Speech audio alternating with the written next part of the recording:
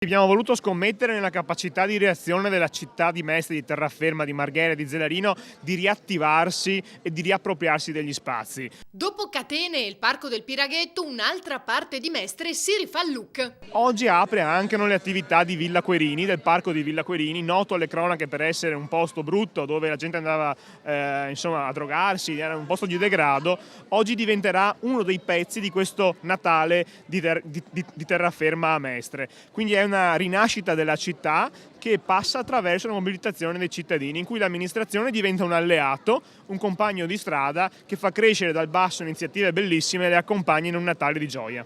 Un ricco programma di iniziative animerà dunque l'area dei giardini dal 22 al 27 dicembre, ma questo è solo l'inizio del cambiamento del volto della città che parte proprio dai parchi, troppo spesso simbolo di degrado. L'importante era ridare una speranza alla città e fare in modo che i cittadini si sentissero di nuovo a casa loro, nel senso si riappropriassero della loro città. La nostra sfida è anche quella di riappropriarci dei parchi che prima erano zone buie, scure, dove la gente aveva paura di andare.